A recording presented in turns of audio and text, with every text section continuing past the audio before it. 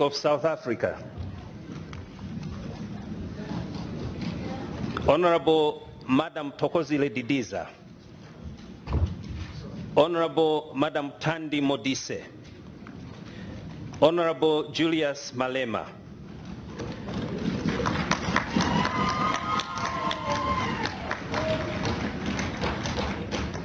Honorable Chief Majesizwe Mandela,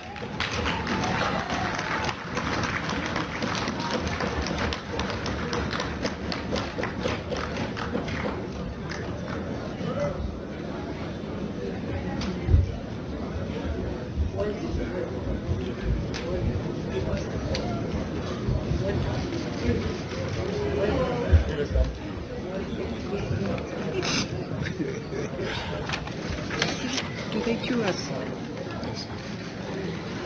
Okay, so Yes.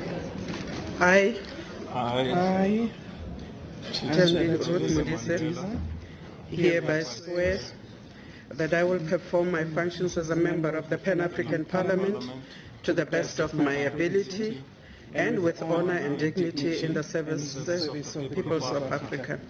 I will be faithful and true allegiance to the African Union and will preserve, protect and defend the African Union and the protocol to the treaty establishing the African Economic Community relating to the Pan-African Parliament as by law established.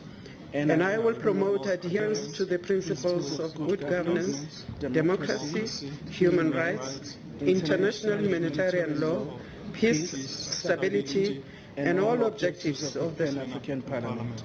So help me God.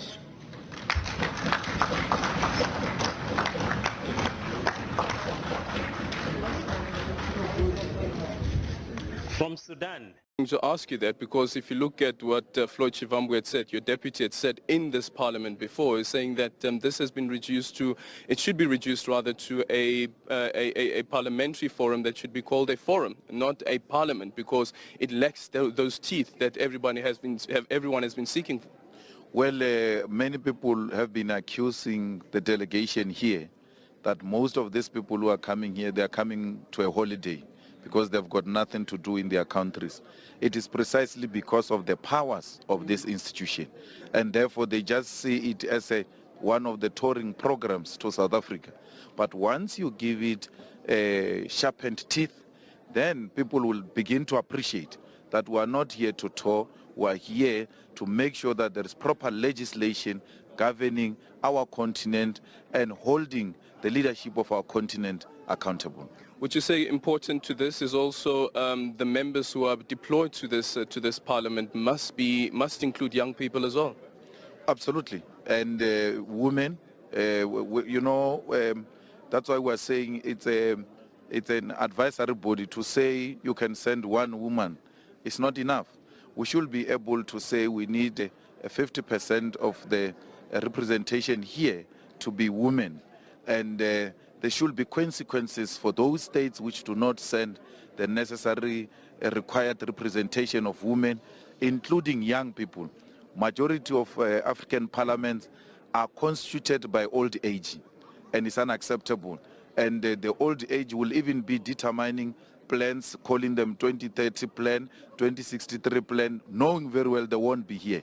So we need the young ones who will put a plan which know that if they do not implement, they will still be held accountable in 2063, in 2030. How do you hold a 70-year-old accountable in 2063?